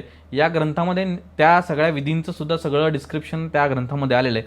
त्याच्यामुळे दोन्ही राज्याभिषेक महत्त्वाचे आहेतच आणि दोन्ही राज्याभिषेकाच्या विधींच्या केलेल्या डिटेल्स सुद्धा आज आपल्याकडे उपलब्ध आहेत. जसं मी म्हटलं तसं की हे सगळे जे काही अपशकून घडले त्यावेळेला किंवा आईसाहेबांचं जाणं असेल त्याच्यानंतर मग हा राज्याभिषेक घडणं अनेक जणांसाठी आज सरप्राईज असेल की जे नवीन इतिहास वाचणारी लोक आहेत वगैरे त्यांच्यासाठी. कारण निश्चलपूर्वी गोसावी हे कॅरेक्टर जे आहे तर ते फार म्हणजे मला वाटतं हा एक एकमेव प्रसंग की जिथे ते म्हणजे ते पात्र आपल्या समोर येतं. पण आता आपला जो राज्याभिषेक आता पार पडला, ह्या राज्याभिषेक पार पडल्याची किंवा राज्याभिषेकाची तत्कालीन दखल किंवा समकालीन दखल घेतली गेली का? म्हणजे कुठल्या अर्थाने मी म्हणतोय की काही परकीय साधनांमध्ये त्यावेळेला आलेले उल्लेख किंवा एखाद्या लंडन गॅझेट सारख्या पेपरमध्ये समजा काही त्याचा उल्लेख आला, तर असं काही घडलं का? आता कसं आहे की राज्याभिषेकासारखा मोठा विधी पार पडतो ना तेव्हा परकीय सत्तांना त्याची नक्कीच चुणूक लागते आणि त्या घटना सगळ्या पसरत जातात. म्हणजे जसं तू आत्ता म्हणालास की लंडन गॅझेटमध्ये एक उल्लेख होता, तर तो उल्लेख काय आहे की शिवाजी महाराजांनी जेव्हा दुसऱ्यांदा सुरतेची लूट केली त्या संबंधीचा तो उल्लेख आहे. परंतु राज्याभिषेकाचा विधी अमुक दिवशी पार पडला हे मात्र आपल्याला पत्रांमधनं मात्र स्पष्टपणे दिसतं. आणि अब्राम लेफेबर नावाचा एक डच अधिकारी बरं का, हा कोकणातच आहे आणि कोकणामध्ये डचांची जशी इंग्रजांची वखार होती, वखार म्हणजे काय तर गोडाऊन किंवा कारखाना आपण फॅक्टरी म्हणूयात त्याला, तर अशी फॅक्टरी या इंग्रजांची जशी होती तशी डचांची सुद्धा होती. जशी इंग्रजांची ईस्ट इंडिया कंपनी होती तशी डचांची सुद्धा तशीच एक ईस्ट इंडिया कंपनी होती. तर ह्या डचांच्या वखारीचा प्रमुख हा अब्राम लेफेबर नावाचा माणूस होता आणि याने राज्याभिषेकाच्या नंतर पुढच्या 4 महिन्यांनी एक लेटर पाठवलंय, एक रिपोर्ट पाठवलाय त्याच्या ऑफिसला. त्याच्यामध्ये हा राज्याभिषेक घडल्याचा सगळा वृत्तांत त्यांनी तिथं मांडलेला आहे आणि त्यांनी त्याच्यामध्ये असं सांगितलंय की शिवाजी महाराज हे क्षत्रिय नाहीत म्हणून मग तिथे तांत्रिक अडचणी उभ्या राहिल्या आणि त्यानिमित्तानं मग सगळा खल केला गेला. या तांत्रिक अडचणींचं म्हणजे सॉल्व्ह करण्यासाठी मग एका ब्राह्मणाने पुढाकार घेतला. त्याने त्यासाठी 7,000 रुपये घेतले आणि मग पुढं हा विधी पार पडला. राज्याभिषेकाच्या विधीला 11,000 ब्राह्मणांना भोजन घातलं गेलं, सुवर्ण सिंहासन होतं. ह्या सगळ्या डिटेल्स तो त्या रिपोर्टमध्ये देतो. हे सगळं देत असताना मला एक गोष्ट इथं आवर्जून सांगावीशी वाटते की हा अब्राम लेफेबर त्या दिवशी किंवा राज्याभिषेकाच्या दरम्यान रायगडावर उपस्थित नव्हता. तेव्हा तो तिथं उपस्थित होता असा कुठलाही पुरावा उपलब्ध नाही. त्यामुळे त्यांनी हा जो सगळा रिपोर्ट लिहिलाय तो ऐकीव माहितीच्या आधारे लिहिलेला आहे. कारण तो पुढं असं लिहितो की शिवाजी महाराजांची आई ही 12-13 दिवसानंतर गेली, देवाच्या घरी गेली असं तो सगळं लिहितो, वारल्या त्या. आणि त्यांनी मग मात्र त्यांच्या मागे मग 9 लक्ष होऊन वगैरे असं काहीतरी पैसे ठेवून गेल्यात वगैरे अशा टाईपच्या तो रिपोर्टमध्ये लिहितो. याला काही अर्थ नाही आहे. त्याच्या त्या रिपोर्टमध्ये बऱ्याचशा चुका देखील आहेत. परंतु मला असं सांगायला आवडेल इथे की याच पत्राचा आधार घेऊन शिवाजी महाराजांच्या राज्याभिषेकाला ब्राह्मणांचा विरोध होता अशा पद्धतीचा एक समज आणि गैरसमज तयार केला जातो. तो एकंदर ह्या पत्राच्या आधारे. आता तुम्ही त्या पत्राचा आधार तुम्ही जर का त्या डच पत्राचं मूळ भाषांतर जर का केलं तर त्याच्यामध्ये असं कुठंही विरोध केला असं कुठंही लिहिलेलं नाहीये. शिवाजी महाराजांनी तिथं स्पष्टपणे सांगितलंय की भोसले हे क्षत्रियच आहेत अशा पद्धतीचा तिथं उल्लेख आलेला आहे. त्याच्यामुळे नक्कीच खल झाला असेल का तर त्या पत्रावरून आपल्याला खल झाला असेल असं नक्कीच म्हणता येतं. परंतु विरोध कुठं झाला असेल का, मला तरी त्या पत्रातनं आत्तापर्यंत असं कुठं जाणवलं नाहीये की तिथे विरोध झालेला आहे. तर हा एक रिपोर्ट असेल. किंवा मग पुढं कुतुबशहा तर आहेच की, म्हणजे कुतुबशहाला जेव्हा छत्रपती शिवाजी महाराज राज्याभिषेकानंतर भेटायला जातात तेव्हा ते राजा अभिषिक्त आहेत आणि म्हणून मग त्यांचं वेगळ्या पद्धतीने स्वागत केलं जातं. जे तस्लीम धरणे वगैरे ते सगळा आहे प्रकार, तो काय महाराजांना करावा लागला नाहीये. त्याच्यामुळे मला असं वाटतं की वेगवेगळ्या राज्यकर्त्यांनी त्या पद्धतीने दखल घेतली आहेच या सगळ्या घटनेची. परंतु अब्राम लेफेबर हे 4 महिन्यानंतरचं पत्र मात्र त्यातलं विशेष आहे. सो रोहित, रायगड हा जो किल्ला आहे तिथे शिवाजी महाराजांचा राज्याभिषेक झाला, पण रायगड हा किल्ला राजधानी म्हणून निवडण्यामागे शिवाजी महाराजांचं विजन काय होतं? आणि अनेक ट्रेकर्सच्या मनामध्ये असा प्रश्न येतो की रायगडच्या आधी सुधागडचा विचार राजधानी म्हणून झालेला होता. म्हणजे पहिल्यांदा राजगड, नंतर सुधागडचा विचार आणि नंतर रायगड ही राजधानी म्हणून फायनल झाला. तर याची काय स्टोरी आहे? पहिल्यांदा दुसऱ्या प्रश्नाकडे येतो की सुधागड हा राजधानी म्हणून निवडायचा प्रयत्न केला होता का, किंवा तसा काही प्रयत्न झाला होता का? तर इतिहासाचं पुन्हा एक आपल्याकडं ब्रीद असं आहे की नो डॉक्युमेंट्स नो हिस्ट्री. बरोबर. इतिहासाच्या कुठल्याही समकालीन किंवा उत्तरकालीन कुठल्याही पुराव्यांमध्ये सुधागडबद्दल तो राजधानी म्हणून महाराजांच्या डोक्यात होता निवडीसाठी असं कुठेही आपल्या टेक्स्टमध्ये दिसत नाही. बरोबर. मग तो सुधागड मग का असं नाही का, सुधागडचं अचानक ते कुठनं प्रकरण आलं की सुधागड सुद्धा राजधानीसाठी होता. त्याचं कारण असं आहे की राजधानी म्हणून जो रायगड आपल्या डोळ्यासमोर उभा राहतो आणि त्या रायगडाचा जो महादरवाजा डोळ्यासमोर उभा राहतो, त्या रायगडाचा महादरवाजा आणि सुधागडचा महादरवाजा जर का तुम्ही पाहिला तर दोन्ही अगदीच एकसारखे आहेत. बरोबर. त्याच्यामुळे ते सर्वांच्या मनात असा एक समज तयार होतो की हा सुद्धा त्याच पद्धतीने बांधला गेलाय, म्हणजे नक्कीच हा सुद्धा रायगडासाठी राजधानीसाठी योग्य असावा. परंतु तसं नाहीये. त्याचं कारण काय की आपल्या ज्या इतिहासातनं जे सगळे दाखले मिळतात, कारण शिवाजी महाराजांचं पहिल्यांदा रायगडाकडे लक्ष गेलं ते चंद्रराव मोरे जावळी प्रकरणाच्या निमित्तानं. हा जो यशवंतराव मोरे होता, जेव्हा शिवाजी महाराजांनी जावळी घेण्याचा प्रयत्न केला आणि तो यशस्वी सुद्धा झाला, तेव्हा हा यशवंतराव मोरे रायरीस पळून गेला असा तो उल्लेख आलेला आहे जयदेश शकावलीमध्ये. आणि मग त्या निमित्तानं शिवाजी महाराजांचं पहिल्यांदा लक्ष ह्या रायरीकडे गेलं. हा रायरी म्हणजे जो रायगड आहे तो जर का तुम्ही नीट पाहिला तर हा सह्याद्रीपासून असा थोडासा सुटावलेला आहे. बरोबर. आणि त्याच्यानंतर तुम्ही त्याचं जॉग्राफिकल लोकेशन बघितलं तर एका बाजूनं काळ नदी वाहते, दुसऱ्या बाजूनं गांधारी नदी आहे. तो तुम्ही बघितलं तर तो घाटमाथ्यावरनं सुटावलेला आहे. म्हणजे त्या शत्रूला जर का रायगडाकडे यायचं आहे देशावरनं, म्हणजे कोकणाकडे म्हणूयात आपण, खाली उतरायचं असेल तर त्याला तो सगळा कडा उतरून यायचा आहे, पुन्हा रायगडासारखा असा उंच असा गड चढायचा आहे. तर तो तुम्ही जॉग्राफिकल लोकेशन त्याचं नीट पाहिलं तर त्या निमित्तानं मला असं वाटतं की सभासद बकरीमध्ये आलेला उल्लेख फार सुंदर आहे. कारण शिवाजी महाराजांनी एक्झॅक्टली रायगडाची का निवड केली हे त्यातनं स्पष्टपणे कळतं. त्या सभासद बकरीत असं लिहिलंय की शिवाजी महाराज त्या रायगडाकडे आले आणि रायगड त्यांनी पाहिला. राजा खासा जाऊन पाहता गड बहुत चकोट, चौतर्फी गडाचे कडे तासल्याप्रमाणे 1.5 गाव उंच, पर्जन्यकाळी कड्यावर गवत उगवत नाही आणि धोंडा तासीव एकच आहे. दौलताबाद म्हणजे देवगिरी, या दौलताबादही पृथ्वीवर चकोट गड, परंतु उंचीने थोडका. म्हणजे दौलताबादला काय म्हणलंय, उंचीने तो कमी आहे, म्हणजे रायगड फार उंच आहे. या दौलताबादचे दशगणी उंच देखून संतुष्ट झाले आणि बोलले तक्तास जागा हाच गड करावा. हे सभासद बकरीतलं वाक्य पाहिलं आणि मग शिवाजी महाराज ज्या गडाकडे पाहतायत आणि त्याचा जो अभेद्यपणा आपल्या डोळ्यासमोर येतो, ते मला असं वाटतं की रायगडाशिवाय दुसरा कुठला गड योग्य आहे असं मला तरी वाटत नाहीये. कारण काय झालंय की तुम्ही त्याला पार्श्वभूमी म्हणून जर का बघता तर शिवाजी महाराजांचा पूर्वीचा आधीचा काळ जो आहे तो मुख्यत्वे करून राजगड या गडावरती गेलेला आहे. बरोबर. कारण जवळपास 26 वर्ष महाराज या गडावरती कामकाज पाहतायत आणि मग तिथून पुढे मग पुरंदरचा तहासारखा एक मोठं प्रकरण घडतं ज्याच्यात असं दिसतंय महाराजांना की शत्रू अगदी गडाच्या पायथ्यापर्यंत येऊन थांबू शकतो. त्याच्यामुळं आता आपल्याला अशा राजधानीची गरज आहे हे कदाचित आपल्याला या सगळ्या घटनांवरनं, ह्या सगळ्या डिस्क्रिप्शनवरनं आपल्याला पाहता येतं. काय आहे की या रायगडाकडे जेव्हा आपण पाहतो ना, म्हणजे रायगड तुम्ही कुठल्याही सीझनमध्ये जावा बरं का, तो तितकाच सुंदर दिसतो अगदी. आणि या रायगडाकडं जे लोक आलेत पाहायला त्यांनी सुद्धा रायगडाबद्दल भरपूर लिहिलं बरं का. म्हणजे जो इंग्रज अधिकाऱ्याचा मी मागे उल्लेख केला तर तो इंग्रज अधिकारी येण्याच्या आधी टॉमस निकल्स नावाचा एक व्यापारी, तोही इंग्रज अधिकारीच आहे, तो रायगडावरती एका कामाच्या निमित्तानं, आता ते काम काय हेही सांगून टाकतो, की शिवाजी महाराजांनी राजापूरची वखार लुटली होती. या इंग्रजांची वखार होती आणि ही वखार लुटल्याबद्दल हे इंग्रज आता तगादा लावून धरत होते की महाराज आता आम्हाला भरपाई द्या, तुम्ही हे काय केले ते बरोबर केलं नाहीये म्हणून. आणि हा तगादा घेऊन किंवा ही सगळी कागदपत्र रिक्वेस्ट घेऊन हा टॉमस निकल्स रायगडावर आला. हा टॉमस निकल्स रायगडावर कधी आलाय, तो राज्याभिषेकाच्या एक्झॅक्टली 1 वर्ष आधी आलाय आणि त्याने तयार झालेला गड पाहिलाय. आता बघा कसं आहे की हा गड तयार झालाय म्हणजे काय, तर त्याचे सगळे बुरुज असतील किंवा भिंती असतील ह्या सगळ्या रेडी आहेत हे या टॉमस निकल्सच्या निमित्तानं आपल्याला कळतं. जसं हेनरी ऑक्झिडन नावाच्या इंग्रज अधिकाऱ्याने स्वतःची डायरी बाळगली होती, तसे ह्या टॉमस निकल्सने सुद्धा स्वतःची डायरी, स्वतःच्या रिपोर्ट्समध्ये हे सगळी वर्णनं लिहून ठेवली आहेत. हे लोक सगळे समकालीन आहेत आणि हे जे डोळ्यांना दिसतंय तेच गोष्ट लिहित आहेत, त्याच्यामुळे त्याला फार महत्त्व आहे. हा असं लिहितो की आम्ही सगळा हा प्रवास करून, म्हणजे चौल, अष्टमी वगैरे सगळ्या गावातनं प्रवास करून जेव्हा रायरीच्या पायथ्याला आलो, तिथून मग आम्ही जेव्हा गड चढायला सुरुवात केली तेव्हा ह्या गडावरती कातळात खोदलेल्या पायऱ्या दिसल्या. 24 फूट उंच अशा भिंती शिवाजी महाराजांनी बांधल्यात. बघा 24 फूट उंच अशा भिंती तुम्ही महाराजांनी बांधल्यात. 40 फूट अंतरावर त्याच भिंतींना लागून 40 फूट अंतरावर आणखीन एक 24 फूट उंच अशी भिंत बांधली. म्हणजे दुहेरी तटबंदीचं बांधकाम केलंय. आज बघा तुम्ही आपल्या महादरवाजाच्या इथं बघितलं तर ते दुहेरी तटबंदाचं बांधकाम आपल्याला दिसतं अगदी स्पष्टपणे. तर ह्याच सगळ्या गोष्टींचा उल्लेख या टॉमस निकल्सने केलाय. तो पुढे जाऊन असं लिहितो की हा गड इतका अभेद्य आहे की पुरेशा साठ्यानिशी जर का हा लढवला गेला तर संपूर्ण जगाविरुद्ध हा रायगड लढवता येईल. बरोबर. बघा इतकी सुंदर वाक्य या रायगडाचं. अनेक इंग्रजांनी या रायगडाची तुलना पूर्वेकडील जिब्राल्टर अशी केलेली आहे. बघा तो स्पेनच्या खाडीवरती जो किल्ला आहे जिब्राल्टर, त्यांनी या स्पेनला किंवा एकूणच युरोपला किती मजबूतीकरण केलं त्याचा सगळ्यांचा उल्लेख आपल्याला सापडतात सगळ्या क्रुसेड्सच्या प्रकरणामध्ये. परंतु तशाच प्रकारचा हा आता चखोट आणि अभेद्य असा गड आहे हे हा टॉमस निकल्स लिहितो. या टॉमस निकल्स नंतर आलेला हेनरी ऑक्झिडन सुद्धा अशाच प्रकारचं सगळं वर्णन करतो.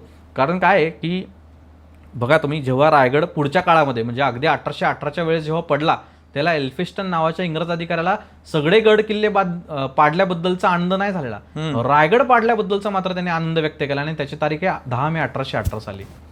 म्हणजे काय आहे की ह्या सगळ्या लोकांसाठी सुद्धा रायगड म्हणजे मराठ्यांची राजधानी आणि केंद्रबिंदू आहे सत्तेचं. Correct. हेच डोळ्यासमोर उभं राहतं आणि ते खरं आहे. कारण छत्रपती शिवाजी महाराजांच्या मृत्यूनंतर सुद्धा पेशवे काळापर्यंत अगदी उत्तर पेशवाईपर्यंत सुद्धा आपल्याला या गडाची निगा कशी राखली गेली, या गडावरती सिंहासनाची जी जागा होती महाराजांची त्या ठिकाणी कशी सगळी सोय केली, दिवाबत्तीची सोय, कापड टाकलं जाई, ह्या सगळ्यांची सोयीचे सगळे उल्लेख आपल्याला तुम्हाला पाहायला मिळतात. तुम्हाला जर का सगळं हे अतिशय खोलात जाऊन सारखं वाचायचं असेल तर आवळसकरांचं एक पुस्तक आहे रायगडाची जीवनकथा, तर ते पुस्तक तुम्ही वाचलं तर तुम्हाला या सगळ्या गोष्टींच्या डिटेल्स तर मिळतीलच. कारण ते सगळ्या पत्रांमधून आलेले डिटेल्स आहेत. आणि महाराजांचा रायगड नावाचं राजमेमाणे यांचं देखील पुस्तक आहे, त्याच्यामध्ये सुद्धा हे सगळे बारकावे आलेले आहेत रायगडाबद्दलचे. त्याच्यामुळे एकूणच राजधानी का असं विचार करताना त्याचं भौगोलिक स्थान आणि मग सभासद बखरीतला आलेला उल्लेख आणि मग या सगळ्या परकीयांनी केलेलं त्याचं वर्णन हे पाहता मला असं वाटतं की रायगडसारखा दुसरा किल्लाच नाही आहे. आता आपण शेवटच्या प्रश्नाकडे रोहित येऊया की हा सगळा जो सोहळा आहे याची फलश्रुती काय, म्हणजे त्यावेळेचे सामाजिक, राजकीय, लष्करी परिणाम जे काही झालेले असतील, एकूणच राज्याभिषेकाने स्वराज्यामध्ये किंवा शिवाजी महाराजांनी काय साध्य केलं आणि त्याचे परिणाम काय झाले, त्याची फलश्रुती काय? काय की राज्याभिषेक हा केवळ एक विधी आहे बरं का. मी जसं सुरुवातीला सांगितलं की शिवाजी राजे हे स्वतःला स्वतंत्र राजेच मानत होते. बरोबर. फक्त हे मानसिकदृष्ट्या किंवा आपण जे लेबल किंवा लिगलाइज जे म्हणतो आपण वेने जाणं धार्मिक पद्धतीमध्ये, ते राज्याभिषेकाच्या विधीच्या निमित्तानं जरी पार पडलं असलं तरी सुद्धा त्याचा इम्पॅक्ट मात्र आपण असं त्याला म्हणूयात की शॉर्ट टर्म फलश्रुती आणि लॉंग टर्म फलश्रुती असं जर का आपण विचार करायचा झाला तर छत्रपती शिवाजी महाराजांनी राज्याभिषेकानंतर जी केलेली गोष्टी आहेत सगळ्या त्यांच्याकडे तुम्ही बघा पहिल्यांदा की ती सार्वभौमत्वाची सगळी प्रतीक आहेत. आणि ती काय आहेत तर शिवाजी महाराजांनी सगळ्यात पहिल्यांदा काय केलं आहे, राज्याभिषेकाच्या निमित्तानं स्वतःची नाणी पाडलीत. आधी सुद्धा नाणी होतीच, पण राज्याभिषेकाच्या निमित्तानं सुद्धा टांगसाळीचा उल्लेख ह्या इंग्रजी पत्रांमध्ये येतो की राज्याभिषेकाच्या निमित्तानं रायगडावरती टांगसाळ पाडली, शिवाजी महाराजांनी नाणी पाडली. सार्वभौमत्वाचं सर्वात महत्त्वाचं असं ते प्रतीक आहे नाणी पाडणं. शिवाजी महाराजांनी स्वतःच्या नावाने शक सुरू केला. आपण जेव्हा शक सुरू केला म्हणतो, विक्रम संवत वगैरे किंवा अनेक राजांचा स्वतःचा शक होता. अगदी जवळचं सांगायचं झालं तर जव्हारचे जे राजे होते त्यातल्या मुकणे घराण्याचा सुद्धा शक आपल्याला सापडतो त्याच काळामध्ये. तर शिवाजी महाराजांनी सुद्धा असा शक तयार करणं ही खरं तर मोठी गोष्ट आहे. कारण राज्याभिषेक शक असे म्हणून सगळ्या पुढच्या पत्रांची सुरुवात येते. आणि हा शक अगदी उत्तर पेशवाईच्या काळामध्ये अगदी फारच नाही लांबचं सांगत 1940-42 सालापर्यंत सुद्धा हा अनेक महाराष्ट्रातल्या पत्रांमध्ये राज्याभिषेक शक असाच उल्लेख वापरला दिसतो आपल्याला. तर त्याच्यामुळे तो रुजू झाला जनमानसांमध्ये असं दिसतं. अलीकडच्या काळामध्ये आपल्याला आता इंग्रजी कॅलेंडर आले त्याच्यामुळे तो काय वापरण्याचा तसा काही विशेष येत नाही आपल्याला. पण सांगायचा उद्देश असा आहे की सार्वभौमत्वाची जी प्रतीकं असतात, छत्र धारण करणे, शिवाजी महाराजांनी स्वतःला छत्रपती म्हणवलं, क्षत्रिय कुलावंशाची बिरुदावली लावून घेणे, नाणी पाडणे, अष्टप्रधान मंडळाची नेमणूक करणे आणि मग शक पाडणे, म्हणजे शिवाजी महाराजांना शक करते शिवराय म्हणतो ना आपण, ते याचमुळे. तर ह्या सगळ्या सार्वभौमत्वाची प्रतीकं शिवाजी महाराज जेव्हा धारण करतात तेव्हा छत्रपती या शब्दावरती मला फोकस करायचा बरं का. काय की बघा, औरंगजेब हा शिवाजी महाराजांचा तसा शत्रू आणि तो स्वतःला काय लावून घेतोय तर आलमगीर असं नाव घेतोय. म्हणजे औरंगजेबाला औरंगजेब असं म्हणायचे. आलमगीरचा अर्थ काय की तुमचा मी मालक आहे बरं का. ह्या शब्दाचा साधारणपणे असा अर्थ केला जातो. परंतु त्याचा इकडं बघा, छत्रपती शिवाजी महाराजांनी मात्र स्वतःला काय लावून घेतलंय, छत्रपती लावून घेतलंय. म्हणजे रयतेच्या डोक्यावरती छत्र मी धरतोय, आता तुमची काळजी मी घेणार आहे, अशा पद्धतीचा तो इनडायरेक्ट मेसेज आहे तो शिवाजी महाराजांनी दिलाय. त्याच्यामुळे तुम्ही छत्रपती विरुद्ध आलमगीर हा शब्दाची जर का व्युत्पत्ती किंवा त्याचं महत्त्व पाहिलं तर तिथं शिवाजी महाराजांच्या एकूणच प्रयोजनाचं तिथं हेतू कळतो आपल्याला या सगळ्या राज्याभिषेकाचा. आता मी तसं म्हणालो की राज्याभिषेक हा केवळ एक विधी आहे बरं का, आणि तो 10-12 दिवस तिथं रायगडावरती चालला सुद्धा होता. फलश्रुती म्हणजे काय की त्या राज्याभिषेकाने नेमकं काय साध्य केलं बरं का.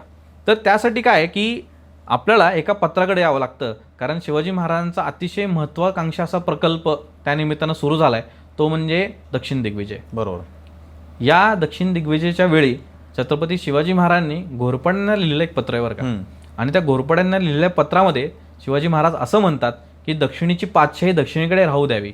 याचा अर्थ असा आहे की कधी ना कधी हा उत्तरेतला औरंगजेब दक्षिणेत उतरेल आणि त्यामुळे दक्षिणेतल्या शाह्यांनी एकत्र येऊन आता काम केलं पाहिजे आणि त्या शाह्यांमधली मी सुद्धा एक राजा आहे असं त्यातला एक मॅसेज आहे. त्याच घोरपड्यांना एका पत्रात असं सांगतात शिवाजी महाराज की दक्षिणेची पातशाहीस आता पठाण झाला ही गोष्ट बरी नव्हे. पठाण बळावला म्हणजे एक कुली दक्षिणांची घरे बुडविल, कोणास तगो देणार नाही. ऐसे आम्ही समजून हजरत कुतुबशाह पातशाहस यासी पहिल्यापासून रुजवात राखली होती. यावरून सांप्रत हजरत कुतुबशहांनी मेहरबानी करून हुजूर भेटीस यावे म्हणून दस्तरखुद्द मुबारक व दस्त पंजिनियासी फरमान सादर केला. म्हणजे काय की कुतुबशहाने सुद्धा त्यांना इन्व्हिटेशन पाठवलं की तुम्ही भेटीस यावं.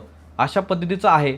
एखादा राजा दुसऱ्या राजाला आमंत्रण पाठवतो भेटीस येण्यासाठी. ही गोष्ट काही सामान्य नाही आणि हे राज्याभिषेकामुळेच साध्य झालेलं आहे हे आपल्याला स्पष्टपणे त्या ठिकाणी आपल्याला दिसतं.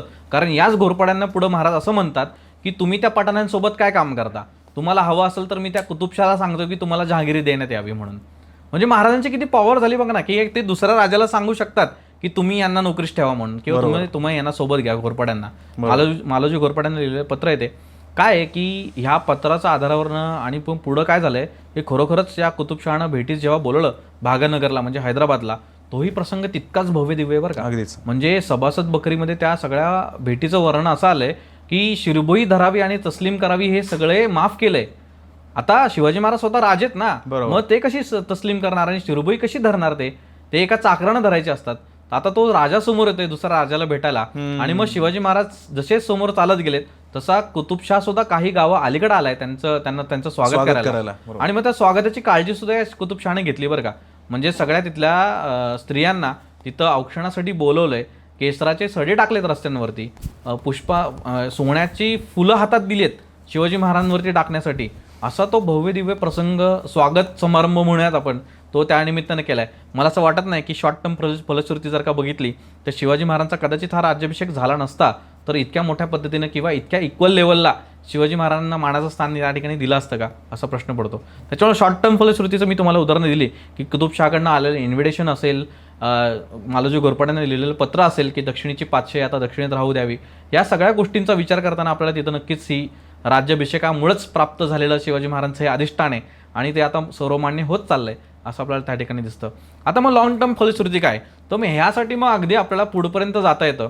काय आहे की आपल्याला सर्वांना माहीत असेल की हिंदवी स्वराज्य कुठपर्यंत पसरलं याचं किती नाही म्हणलं तरी सुद्धा त्याचं स्थान किंवा मराठ्यांच्या राज्याची खरी सुरुवात ही 1674लाच झाली आणि तिथूनच खरं तर राज्याचा विस्तार पुढच्या काळात होत गेलाय. नानासाहेबांच्या काळात असेल, छत्रपती शाहू महाराजांच्या काळात असेल, हा जो विस्तार केला गेलाय ही लॉंग टर्म फलश्रुती नाही तर काय आहे. मी तुम्हाला आणखीन एक गोष्ट सांगतो की या राज्याभिषेकाच्या नंतर छत्रपती शिवाजी महाराजांनी दक्षिण दिग्विजयाची मोहीम केली. त्या निमित्ताने दक्षिणेतले अनेक किल्ले त्यांनी काबीज केले. त्यातला जिंजी नावाचा किल्ला या निमित्ताने शिवाजी महाराजांनी जेव्हा काबीज केलाय आणि आता तो काबीज केल्यानंतर बघा दूरदृष्टी काय असते की जेव्हा औरंगजेबासारखं मोठं संकट या राज्यावर चालून आलं, छत्रपती संभाजी महाराजांची हत्या करण्यात आली, त्यानंतर मग जेव्हा राजाराम महाराज जेव्हा जिंजीला निघाले रायगडावरून तेव्हा तिथून निघाले तेव्हा ह्या दूरदृष्टीचा किती उपयोग झालाय बघा की त्या जिंजीचं महत्त्व आपल्याला पुढं कळतं की राज्याभिषेकानंतर काढलेली मोहीम आणि त्यातनं आपल्याकडे आलेला जिंजीचा किल्ला आणि मग त्यांनी त्याच राजाला म्हणजे पुढच्या वंशजाला राजाराम महाराजांना दिलेला आसरा, यातनं एकूणच महाराजांची दूरदृष्टी, संकल्पना म्हणूयात, फलश्रुती म्हणूयात, ह्या सगळ्यांचा विचार करताना मला कुठं ना कुठेतरी दिसतं की राज्याभिषेक आणि अटकेपार झेंडे हा त्याचा समन्वय आपल्याला अगदी सहजपणे लावता येतो. रोहित, हा जो राज्याभिषेक नावाचा जो सोहळा झालेला आहे अत्यंत भव्य दिव्य झालेला आहे आणि तो इतका तू छान समराईज केलास. कारण 10 दिवस हा सगळा सोहळा चालू आहे, त्याचे विधी जसं तू म्हणास राज्याभिषेक प्रयोगमध्ये अगदी तपशीलवार देण्यात आलेले आहेत. पण आज तू आपल्या लिस्नर्ससाठी इतक्या छान पद्धतीने हे सगळं समजावून सांगितलंस आणि राज्याभिषेकाबद्दल आता राजाभिषेकच म्हणू आपण काही म्हणा एकच. तर ते राजाभिषेक किंवा राज्याभिषेकाच्या बद्दल लोकांच्या मनामध्ये जे गैरसमज असतील किंवा जसं तू म्हणालास की तारीख किंवा तिथी जी आहे त्याच्याबद्दल तू एक छान क्लॅरिफिकेशन म्हणजे बऱ्याच वेळेला किंवा बऱ्याचशा ठिकाणी हे इतकं डिटेलमध्ये सांगितलं जात नाही, तर ते खूप छान पद्धतीने तुझ्याकडनं आलं. तर उन्हाळ भटकंतीच्या या राज्याभिषेक स्पेशल या एपिसोडमध्ये तू आलास आणि सगळ्यांना खूप छान अशी एक नवीन दृष्टी या राज्याभिषेक सोहळ्याबद्दल दिलीस, त्याबद्दल तुझे मनपूर्वक धन्यवाद. Thank you so much.